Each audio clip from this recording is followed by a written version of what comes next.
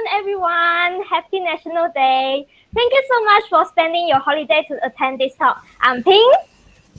And I'm Anne. We are the MC for this talk. So yeah, we are so proud to have Lyn-Hui here in our Create Art Weekon 2020. Yay! Alright, I think she brought her partner with her also, right? Do you mind to show your face and say hi? This is my partner Jin. So yeah, because I'll be presenting not only my work but also about my studio. So yeah, my partner. Right. Okay. All right. So Lyn-Hui, are you ready? Not really, but okay. Okay. So if you're ready, okay, the time is yours now. Okay. Hi. I'm not sure how many people are there, but I'm just gonna do as though I'm talking to myself because I can't see anybody. Okay. I'm not sure how many people know me, but I'm gonna just briefly introduce myself. I am Lyn-Hui. You can call me Lyn. And some of you probably seen me from articles like this or this or this. But maybe most of you don't even know who am I. But that is not important because today I'm going to talk about the importance of drawing, not the importance of knowing me. So yeah, okay, why I chose this topic. I'm going to tell you a brief story of my background and why I feel that drawing is important to me. Okay, so I am from mainland Penang, which is the very rural part of Penang that nobody knows. And I grew up having this artist dream. You know, I wanted to be an artist, be a designer. But coming from a small place like that, people don't think that you really can make it into a real job. So as a kid, I started drawing even before I started speaking. Probably at I think about age of 3, I started drawing already. And then 4 or 5 years old, my parents were watching Titanic, and then I sat beside, and then I didn't know what I was watching because I was just a kid. So I saw this nude scene, and they were doing something I didn't know what were they doing back then, but I thought it was pretty interesting because people not wearing clothes and doing something. So I started doodling at that age, 4 to 5 years old. I started doodling people playing on a playground but naked, and playing on a swing, going down the slide. And then my mom saw it. She was not mad at all, and then she found it very hilarious. So she was kind of proud. She kept showing her friends and family that I drew this. So since young, my mom actually encouraged me to pursue art. Instead of many Chinese Asian families, very stereotype one, they will tell you, hey, don't be artists because artists only get well known when they die. But yeah, I'm blessed. So when I was a kid, my uncle actually asked me if I have a magic wand, what will my dream job be? So I said, I wanted to work in Disney in US and be an animator or a character. And but that's not really realistic. Because my mom fell sick and I had to work part-time. I couldn't work full-time. And so that is why I started ForReal Studio, which is a studio my partner and Jin and I started. So yeah, ForReal Studio consists of me, him, and our 3 cats. I don't know if you'll see them later, but maybe you will. These 3 cats basically are like our bosses. They are actually our motivation to work every day because our goal of setting up ForReal Studio is to provide better life for our pets. To sustain. Yeah. So you can tell I'm a crazy cat lady, but yeah. So back to the story. You probably seen some of our works before and featured in books like this one. Yeah. Our studio has been running for 8 years already. And we do mainly design and illustration. So that is why we chose this topic, the importance of drawing, because we do design and illustration. I'm gonna start. Okay. So in 2021, everybody here probably do their design work digitally, and I don't know how many of you guys still draw, but like even if you're a logo designer, you do branding, your editorial layout, 3D modeler, web design, or you do animation. I mean, most of the students nowadays, or graduates or creatives, they start their projects straight using your iPad or your computer. Yeah. So drawing still so important, man. To me, yes. So that's why I'm here to convince you that drawing is actually still very important. Although we know that there are many free resources for illustrations out there. Okay, the first very, very realistic advantage. I'm here not to sell you on how to be an artist, but how to survive as a designer, as a creative. So the first advantage is if you know how to draw, it's actually a very, very good thing for you because you're flexible. You can do basically anything and you can design anything. Did I exaggerate that? Not really. So yeah, I'm going to start with our showing examples of our work, graphic design work. So some publications, some animation, whatever. You'll just see. Yeah. So this is like one of our first job, and also the reason why we started ForReal Studio actually. So we were approached by an US architect firm. They have a project in Vietnam. It's a town planning project.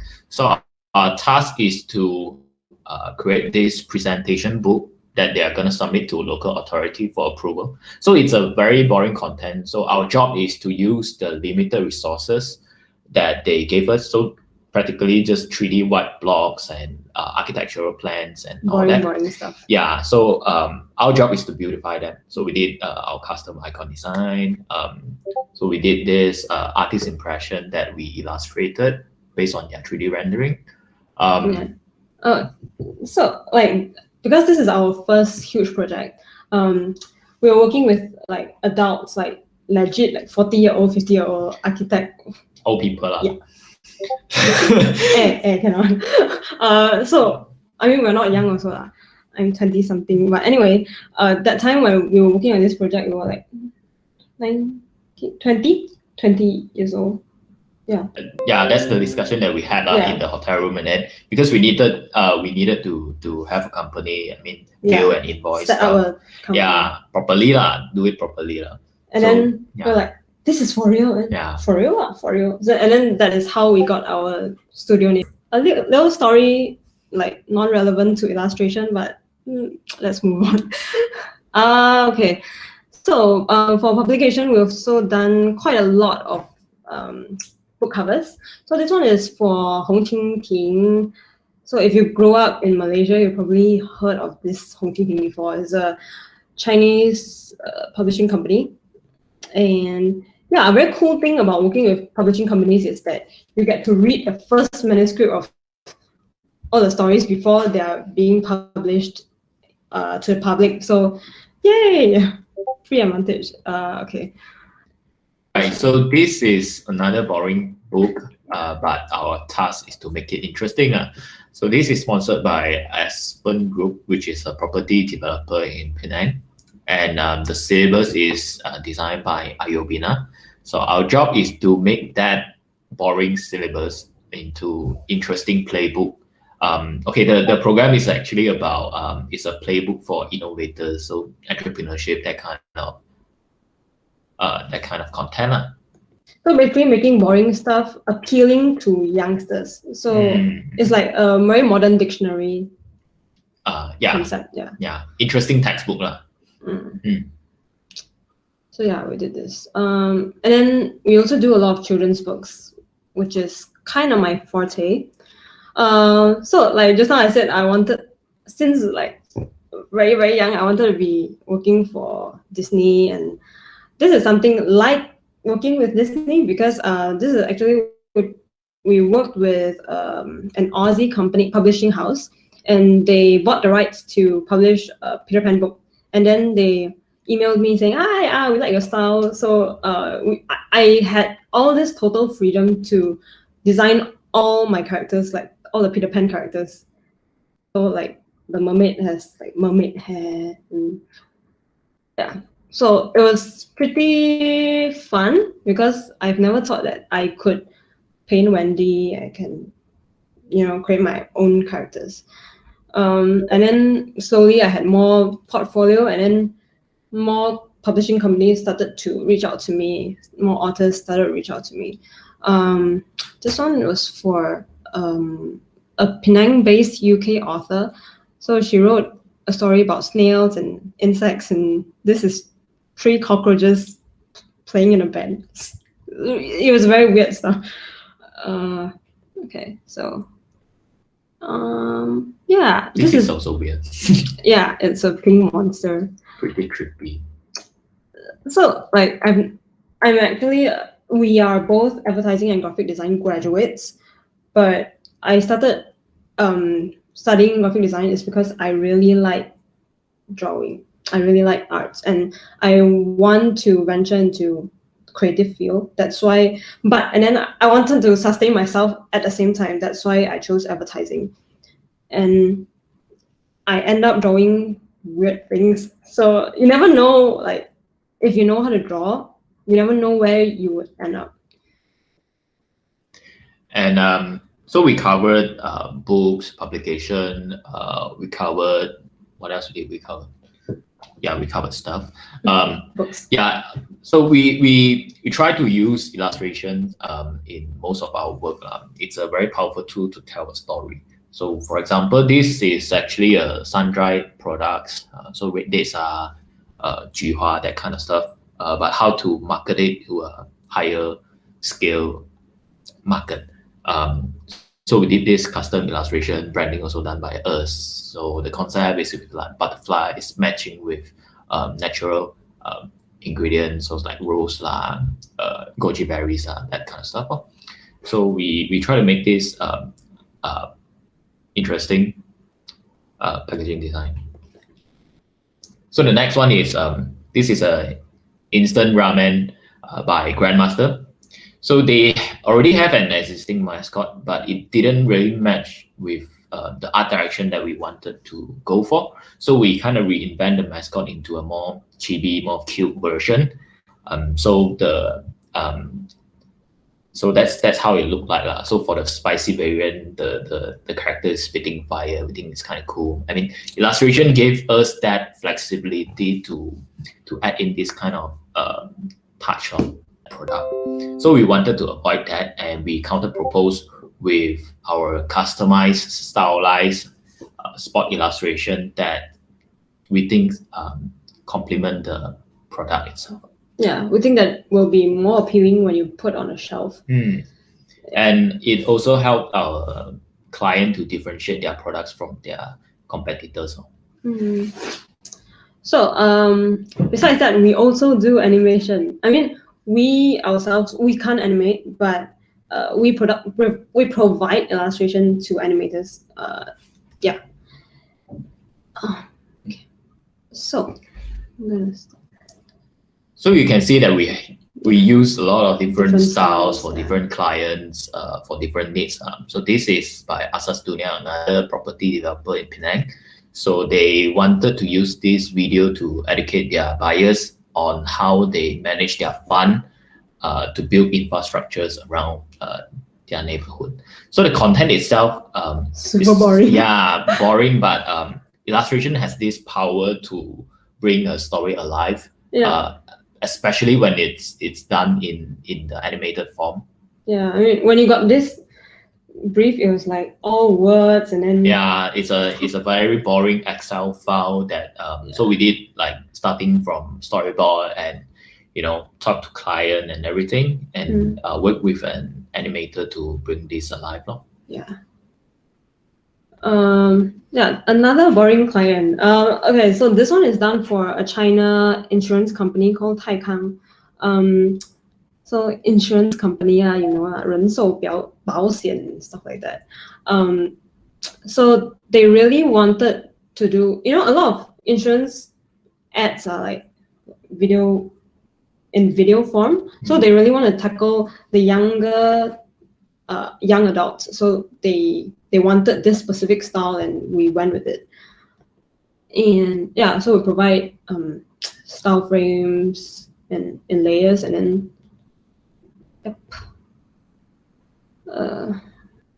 this one was also a boring one.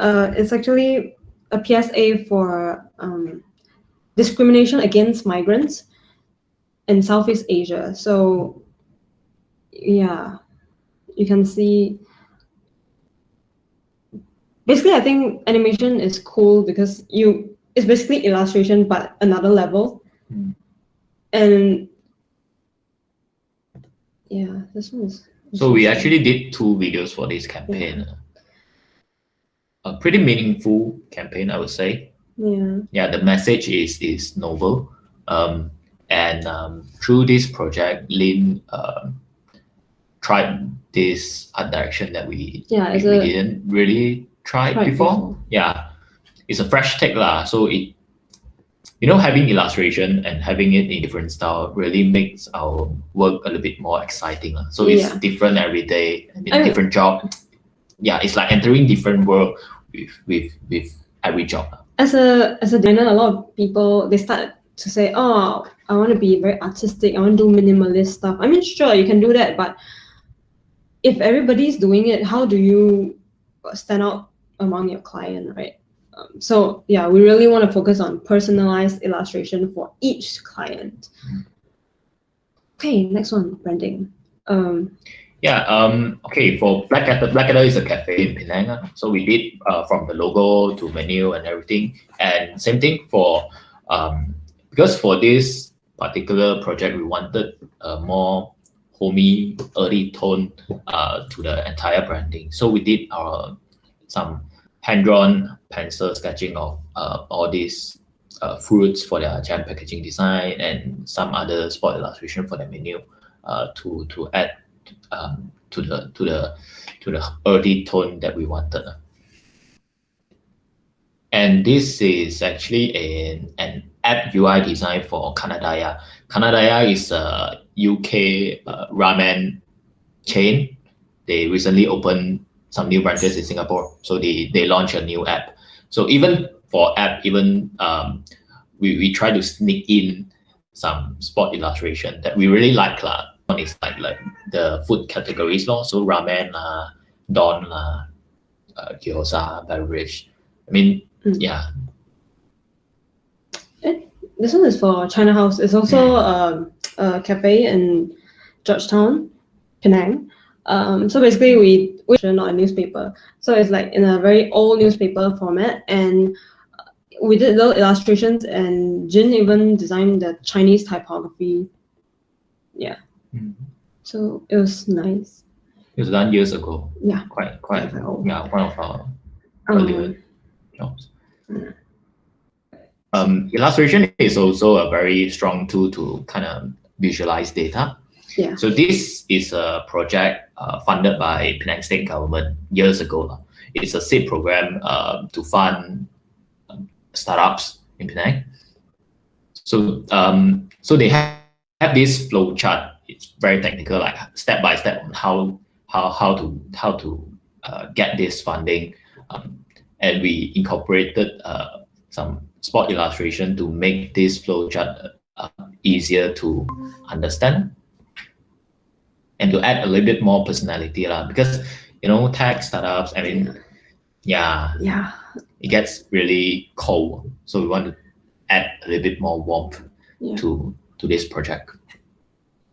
Besides that, advertising. So you realize that we are covering different criteria of graphic design. Yeah, because we're advertising and graphic design students. So yeah, this one is of course my favorite because it's by Netflix US. So one day I received an email and it's from Netflix US, and then oh my god! So they asked me if I'm interested to be among 18 other artists globally to participate in this program representing Malaysia. Am I interested? Of course I'm interested. And then so I got to choose my favorite episode, and then I chose the Trick or Treat Freak episode because they were all like in Ghostbusters outfit, and then so when I chose my episode, they just required me to do a sketch in my style. So they wanted my style. It's like Netflix wanted my style. So I'm like pretty starstruck. This is like the next best thing to Disney. No offense, Disney, but yeah. They changed the thing, right, from the sketch. No, they didn't. They didn't. They just ran with it, right? Yeah. Freedom somehow. Yeah. So it was. Yeah, they are very good as clients. Netflix are very good. They are very good. Payment also very good. So, so yeah. And it all started because I did. I think 4 years or 5 years ago. 4 years. I think 4 years. 4 years ago, I started drawing a lot of Stranger Things fan art, and then I would tag Netflix. And you think they don't notice you because they don't like your things, like although you tag them, but you're wrong. They are secretly like collecting data, who drew what, and then so yeah. I mean, if you're really interested in doing projects for anyone in particular, any client in particular, you can just do a fan project and then during a free time and just tag them because they are like secretly looking at your work. Yeah, so this one is for Uniqlo. It was last year during the pandemic. So obviously when you're during COVID time, you can't go out and film anything. So we've done a lot of animations because we're like staying indoors 24/7. And yeah, this one is the message is to send hugs through Uniqlo. This is not a sponsor ad, sorry. But yeah, it was a fun thing to do because they did not change anything also. Like I did the storyboard and then they just went with it. So yay. Okay, besides animation, advertising, we also do map design. Yeah, we basically do every oh sorry, my cat jumped up my table, sorry. Okay. So we did map design and we were approached by this YB from Platicus. In Penang lah. Yeah. And sorry, my cat is jumping. Yeah, so this project is this YB wanted to introduce a new bus route essentially, and then they wanted a new map of Platicus. So we did all this spot illustration that kind of marks the landmarks of Platicus, place of interest and all that. And this is a fantasy map that we did for Snail Tales, the book that Lynn introduced earlier. It's a fantasy map for a storybook. For snails. Snails. Yeah. We never thought that we would draw a map for snails. Yeah, I mean the client drafted a rough one, telling us like what, when, where, and then we just do it. It's quite fun. It's quite fun. Yeah. So environmental graphics. ForReal Studio also does signage and wayfinding system and environmental graphic design. So this is a project that we did for High 10, which is a kindergarten. Yeah, kindergarten. So they have this blank wall that wanted us to fill. They are the main company behind all the selling the junk food. Yeah, Twisties, Jacobs, Tiger Biscuits, Chips Mall, that kind of stuff. Yeah. Each floor has different murals, and we got the chance to do like 6 murals for the whole entire level. Yeah. And this is our favorite one, which is we drew this giant fox. And I'm sorry, our cat is messing around. So if you hear something in the background, it's probably our cat. So yeah, I'll never expect to draw a giant fox in my life. So yeah. This one is a recent one we did for Okini Sushi. It's a newly opened sushi bar in Village Grocer in Penang. And so we did their branding. I mean, the logo that Okini is done by us. And then we worked closely with the interior designer. And then they actually reserved a blank wall for us to make into a feature wall. So we proposed a cat sushi thing as their mascot, because it's a grab and go sushi place, so we thought of like a chopstick coming in from upstairs and grab and go. I mean, grab the cat sushi mascot character. Yeah. So and then the client actually. Mine is Japanese, so he probably the Japanese chef really like cats. Yeah. Okay, so the next one is events. Why the reason for the sad face is because COVID. Okay, so we've been doing this heritage festival for heritage celebration in Penang, Georgetown, Penang, for many years now. I think 4 or 5 years. And it's an outdoor interactive exhibition where they actually close down the whole Georgetown and people go out and play games, the good times. So this year in particular was for traditional games and sports. So instead of the very nostalgic, brownish traditional colors, we chose to do something very daring, which is very young and vibrant, because we wanted kids to come out and play instead of hiding at home playing their phones. And so we chose a very pop art style. Yeah, so we did everything for the whole event. Yeah, and some illustrations of real heritage sites for the map. Yeah, it's for the map. And this is for the next year, and the client actually let us print out the whole thing and die cut of like huge life size nasi lemak and yeah. I think I really learned a lot from this project because we had to do like extensive research. We had to work with a researcher, from their outfits to every detail on their hair and everything. And I think to be accurate. Yeah, and I think another challenge is because we've been doing it like for a few years, so we have to make it like different. Yeah. So that's also quite a challenge for us to kind of force us to explore different art style for different events. And this is a very recent project that we did. It's by Penang Science Cluster. Supported by US Embassy. It's called Virus Hunter. It's an exhibition about this pandemic actually.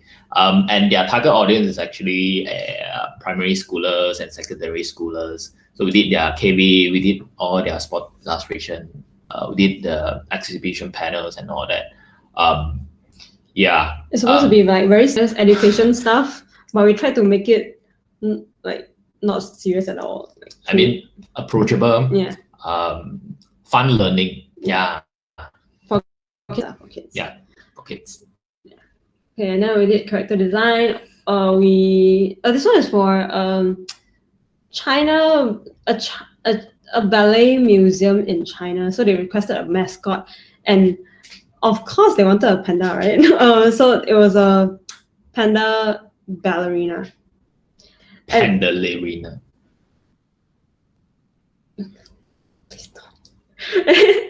This is something creepy they done with is a prototype.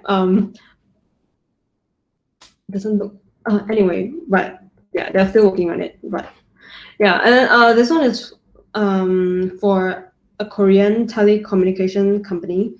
They wanted to do something like Line Friends, so they gave us the brief on what character represents what. So they're all very different and very weird.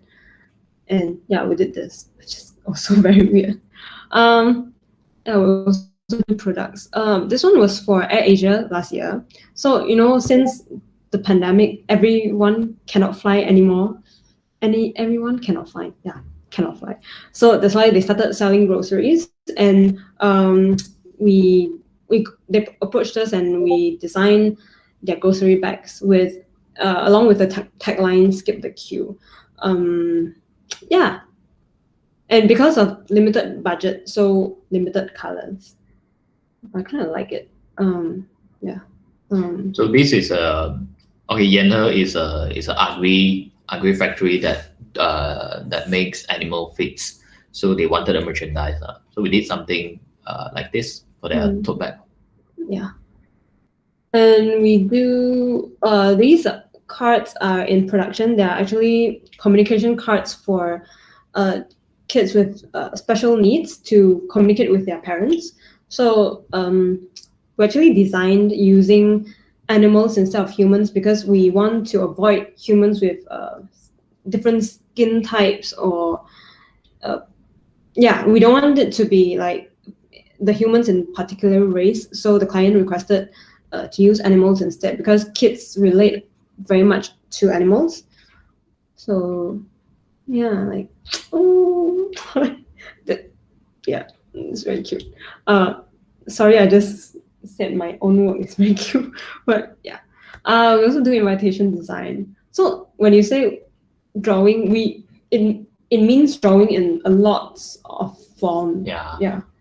So this, Georgetown World Heritage Incorporated is the body that governs the heritage site aspect of Georgetown in Penang. So they wanted an invitation card cover that they can reuse it every time for different events. So they wanted something that's more classy. So we gave them bronze hot foil stamp. And the concept is actually a lot of different Peranakan tiles in different sizes, in different patterns, coming together to form a beautiful picture. So it's all about diversity and all that. Yeah. That's how we convince the client. And the client liked it very much. Okay, and they have budget, so. Yeah. Okay, and we do wedding invitations as well. So we design the mechanism of the invitation card, the sleeve, the card, and we did personalized illustrations based on the bride and groom. This one is more traditional media. Watercolor. So that covers advantage one, which is being flexible. Sorry, too long already, you forget. But so there was a lot of our works. Like when people ask us, hey, can you do this? Can you do animation? Can you design a signboard? Can you design this, that? And then we're like, we design everything, like, because we can customize. When you can draw, you can customize anything based on what the client wants. So advantage two is so like among like everybody here as a creative, there's so many creatives out there. Like, why do we want to know how to draw? Is because we want to stand out among our peers.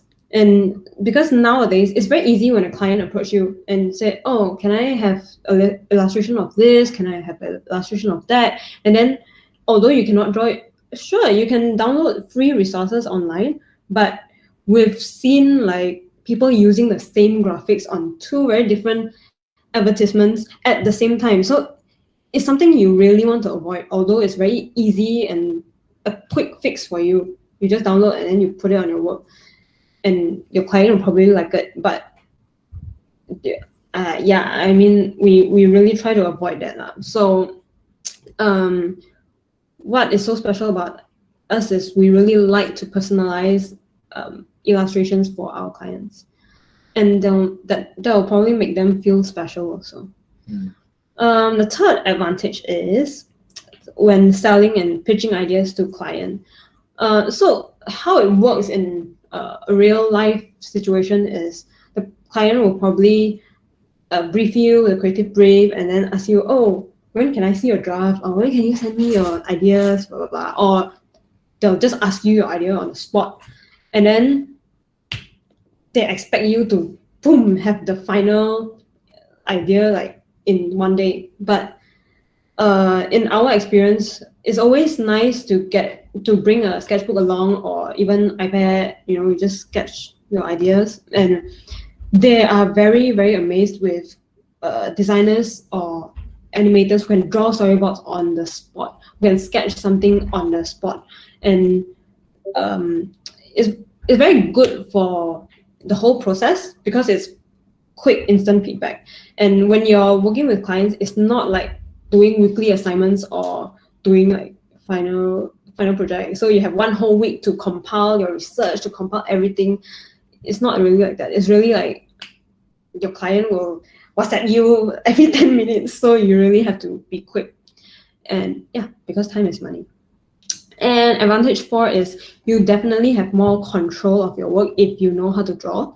Because in different creative fields, there's always a place where the illustrator comes in. So for example, animation project.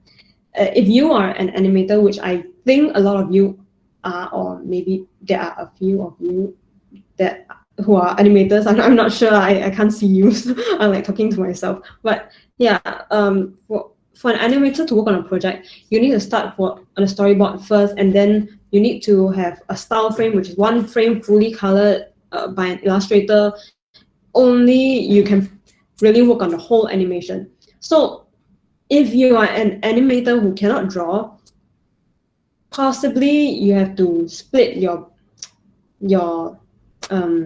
portion of you have to outsource it to you someone have to else. outsource to someone else, and that's it. You can't really envision the outcome of your project because you have to hire someone else to execute your ideas.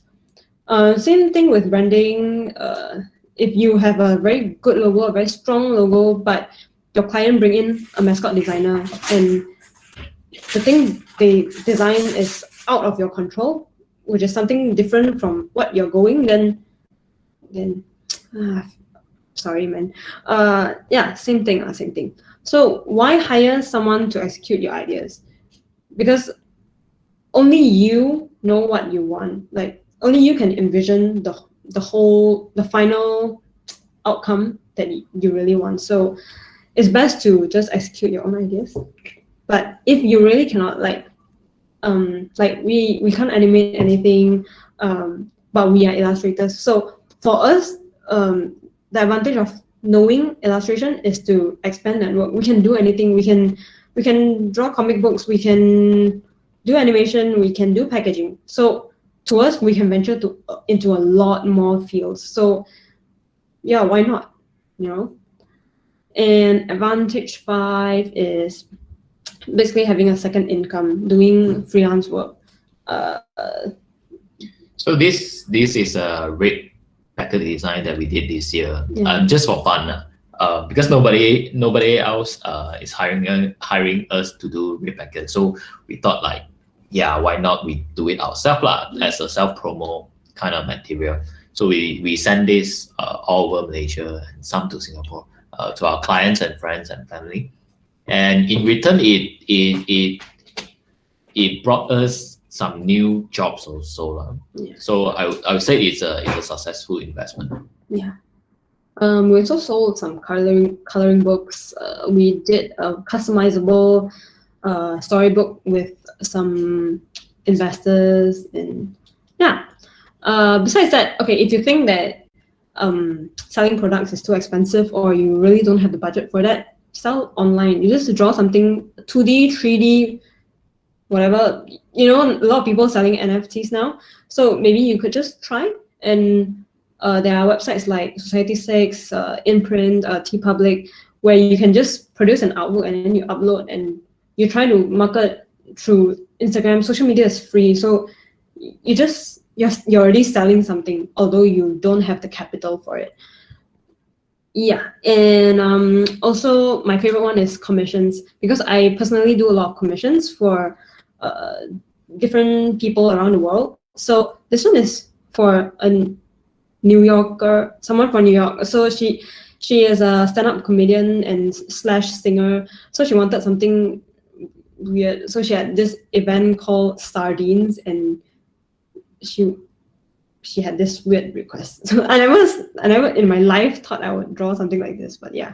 Couple illustrations, family portraits, yeah, different things. And okay, this one I particularly wanted to tell this story because there's this client from Mexico. So she emailed me, and then because she's seen my Instagram, and on Instagram I draw a lot of personal stuff.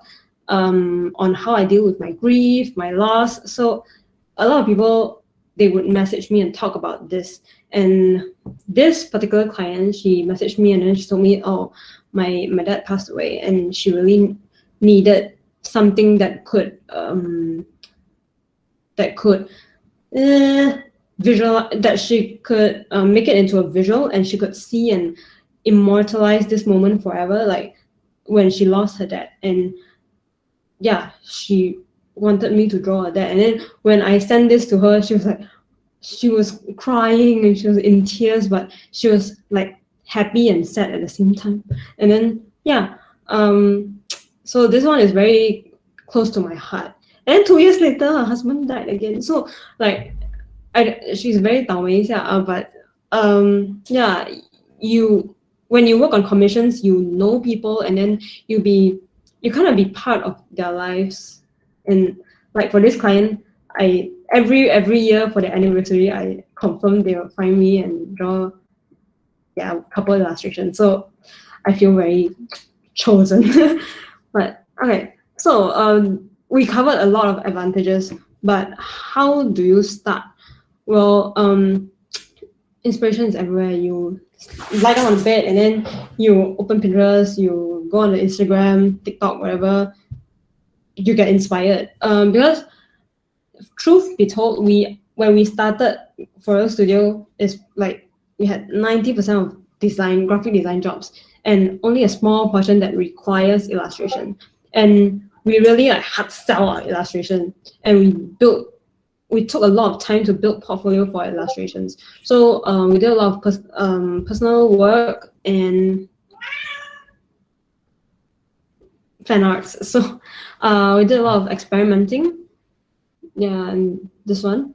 So yeah, you never know who is looking at your work. So it's a really, really good investment if you draw in your free time and treat it as like a real project, and you just post it, because everybody starts from zero. Even like those verified designers accounts on Instagram, they started from zero also. So yeah, the conclusion is, if you really want to survive in this field, right, it's always good to have like an extra skill set. It doesn't have to be illustration. It could be photography. It could be calligraphy. It could be calligraphy. It could be anything. You just need something to make your passion feel alive. Because imagine you're doing 10 years of graphic design. Every day you open your laptop and then you click, and you look at all the grids and everything. Oh man, I don't want to be a graphic designer like that. But I think it's essential for creatives to have an open mind lah. Yeah. So I mean, if you graduate as a graphic designer, doesn't mean you have to do graphic design for the rest of your life. Only you can always design. you can always add in and learn something new. Yeah. So yeah, thank you. That's all lah. Yeah, so that's all. We're a bit long-winded, sorry, and because it's my first time presenting, but yeah, thank you. All right. Thank you. Thank you to our speaker Lyn-Hui for sharing her precious experience. So now we are going to our Q&A session.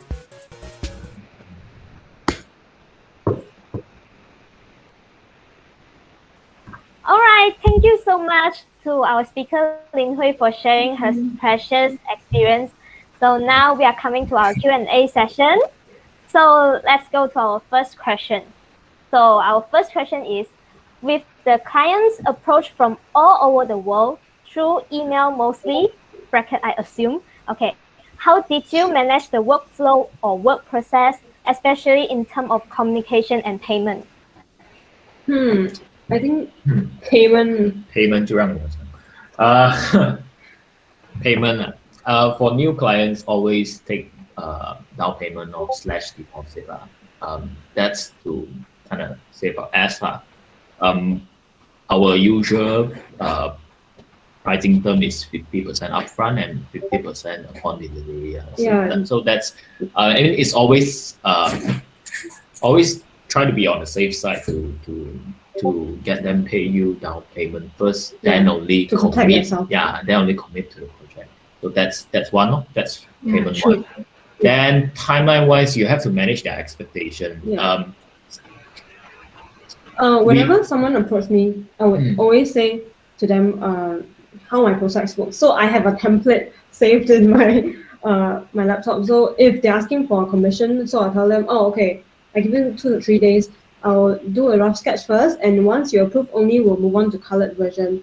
Or I'll give you 2 or 3 options, and within 5 days, you have to you have to show the progress, and they get back to you. So it really goes both ways. You have to be quick to respond to them. Only they would not delay you.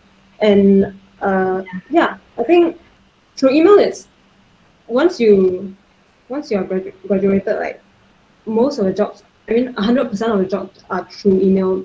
Since now it's COVID, and you just need to write down your terms clear and like set a timeline, make out a timeline like for clients, like okay, 3 days I'm gonna send this, and you have to give me feedback on what date. So they have to respect your timeline as well. So it's same. I think to manage a realistic timeline is important lah. Yeah.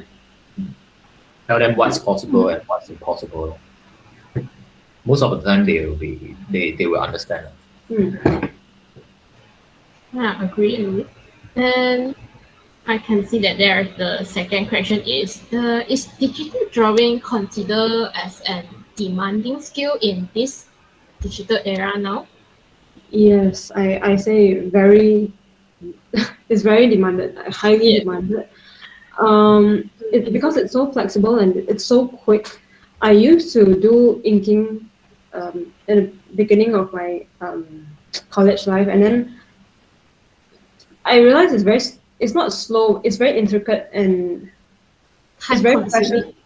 Yeah, but once the client said, oh, I want to change this, I want to change her eyes, then you're like, yeah, I understand. You draw, or you have to, you draw a new one, and then you scan it into Photoshop, and then you overlay, and then you basically you cannot undo.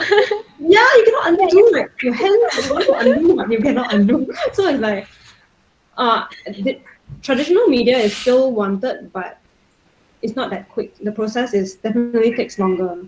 Yeah. For the working and client, is more probably on the digital side, so it's recommended. Yeah. All right. Yeah, right. Okay, going to our third question. So, what is your thought process behind the working and dealing with a client work, and how do you immerse yourself in the problem and solve it? Deadline. If the project is very fun, of course, after seeing like the Netflix one, after seeing the brief, I'm like immediately can work on it. But there are like in reality, there are like so many boring jobs that feed you that you have to do on a daily basis. You just be motivated by the timeline. If there's a problem, if you cannot work it out, then you work on something else first, and then like you will think of something. And then okay, if you have a problem you cannot solve, then you work on a not so good solution first. Maybe you have 3 options, so you you one option first, and then you don't really like it, so you don't sell the idea, but you pitch it anyway. Then the second one, maybe, hey, I'm getting used to this project, so now I'm putting more effort into this project. So okay, second one, I like it more. And the third one is suddenly at the last minute you think of something very good, and then usually you will like that one, and then you sell it as the last one, and then the client would always pick that one.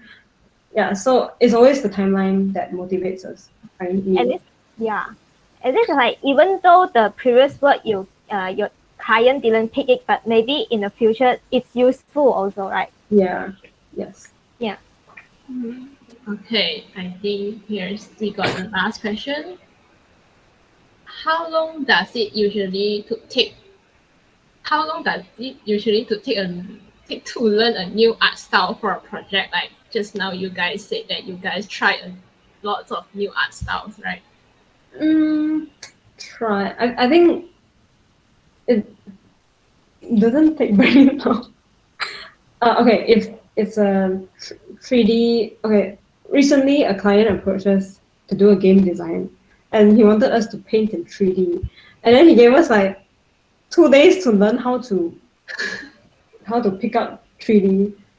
Yeah, so we learn the new software, Substance Painter, like in one day. Yeah, in one day. And So in real world, like they really forced you to yeah, if they want you to, out of your comfort zone, you die have to do it.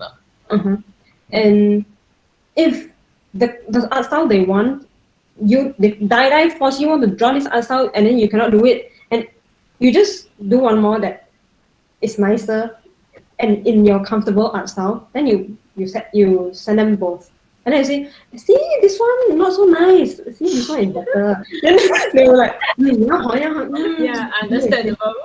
Yeah, I mean, it's almost same like you're handing in assignment, but yeah. Let them compare, then it's like, oh, they will know that, oh, this one is nicer than the Yeah, it's not like I 不想故意不要做，是真的吗？ Alright. Okay, we still have one more question. So, yeah, have you ever rejected any boring job or brief? Yes. Yes.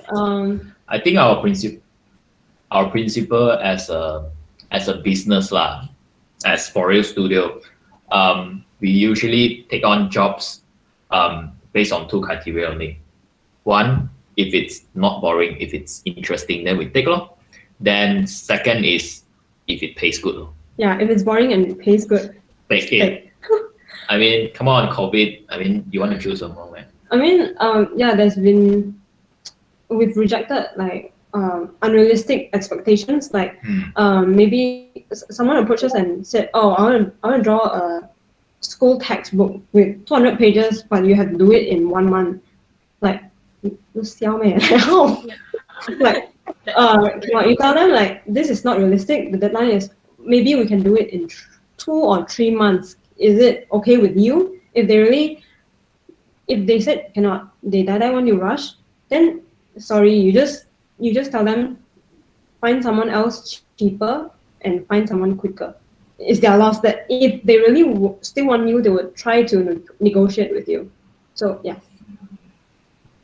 All right. It's not kind of boring, but it's like not letting the job become even Yeah. is interesting. Yeah, right. Yeah. I understand.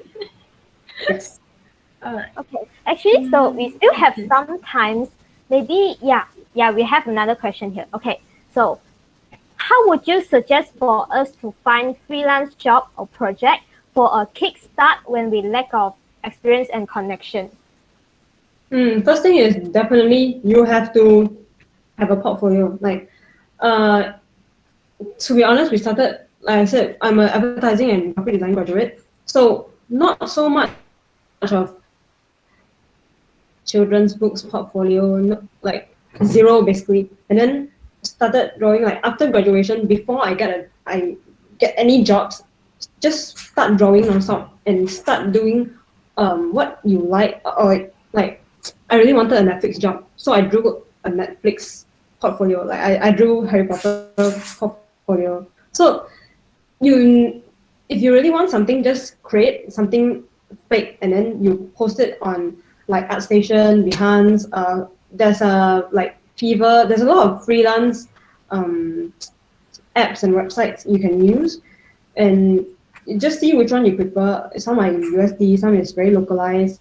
Yeah, you are surprised at how easily people would reach out to you, especially on Behance. If your work is good, like to me, I usually draw things like if I draw a Harry Potter project, which is fake, I would draw at least 3 and make it into a legit portfolio that people can see. Oh, not only one picture. So people would think that when people think of Harry Potter project, they'll see, oh, I remember this illustration. This girl did the Harry Potter thing, and they would really look for you and yeah, find you. So Yeah. Okay, Like our lecturer always encourage us to post our work into the Behance or any social media, like to maybe at least we have some exposure. Then maybe somebody are looking for you like that. Yeah. Good advice from a good lecturer. Yeah, good lecturer. Yeah, really, because we had we knew someone that really, one lecturer that was very against posting online, because our work is like we spend so much time on it and we post it free online, but it's the only way to get exposure nowadays when it's so competitive and you're stuck at home. Like you can't even go out to do a graduation exhibition. So posting online is definitely free So, and promotion. investments also, right? Yeah, because like when you post, maybe you posted in year 2020, it's 0 views, but eventually 10 months after you would have 100 views, 200 views. So if you don't post it, nobody will see it at all. It's a waste. Yeah. Okay. I Okay, think so the we have very one more last question. Okay, so for fan art commission, do we have to ask the original creator for permission? Like Fan art commission. I've never had. Whoa, sorry, my cat just.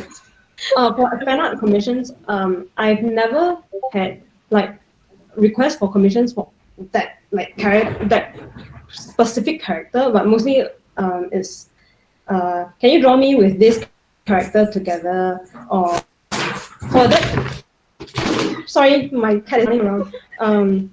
Yeah, for that kind, I would always advise my client to not sell it. So I would tell them, oh, this is copyrighted, you can't resell that art. And of course, like when I posted my Harry Potter fan art, my Stranger Things fan art, people will ask me, can I buy it as a print? I said, oh no, but you can just download it onto your phone, or you can print it. Yeah, but no commercial use. So yeah, I hope that helps. Okay, now we still have 1 more minute, but it's okay. So we still have one question. Okay, so as we all know, aesthetic is very subjective. If the art style or direction we had are not that accepted by the publics, what is your advice for them to look for new path of future improving? Aesthetic. I think there's a fine line. I mean, I think this question kind of highlights the difference between artists and designers. So as designers, these are called commercial art. Yeah, you have to meet a brief. So if it has to at least has commercial value, that means it's accepted by public, most of the public. I mean, it has to have commercial value, I would say. I mean, some people just draw pattern designs for fun. Okay, if your art style does not work for like a Uniqlo ad, when a Uniqlo client asks you specifically, can you draw something like this for me? Then it doesn't work. It has to, as a designer, your art style has to meet the balance between the client's expectations and your own expectations, and then you can find the balance between what both of you feel that is aesthetically acceptable. So you can't just say that, oh, my art is aesthetically pleasing, but the client 没有眼光. So it doesn't work that way, because when you're a designer, you have to solve problems. But when you're an artist, you just want to sell prints, go ahead, just draw whatever you want. So it's really what is your aim to sell? Like, what service are you selling? Do you want to sell an art print, or do you want to work on a project with a client? Yeah. It's like two ways. Yeah. Okay. So I think our Q&A session is end. So we are so happy that our participants are actually engaging with our speakers. So thank you so much for our speakers. Thank you. I don't feel so alone now. Okay. So it's the end of the session. And thank you so much for Lyn-Hui again for sharing her experience. So and also his father. Yeah. Okay. Thank you so much. So we hope everyone learned something today. So that's all. Thank you. All right. Bye. Okay. For participants, wait for response. We still got a gift for you guys. Okay, so if you are seeing the QR code, so from our sponsor, one of our sponsor, New Era, so they are sponsoring 2 QR codes, which is Artline and Zebra. So you guys can scan this QR code and get a discount for buying Artline on Lazada and Zebra on Shopee. Yeah, so, and also last thing, later 4 p.m. for the participants who actually participated the Find the Hibiscus minigame, you actually have 5 chances. We have our last 5 prizes to win. So please stay tuned to our last session of the lucky draw. Thank you. Okay, I think that's all for the session now. Thank you guys for the participation. Thank you so much. Bye. Have a nice day and happy National Day. Bye.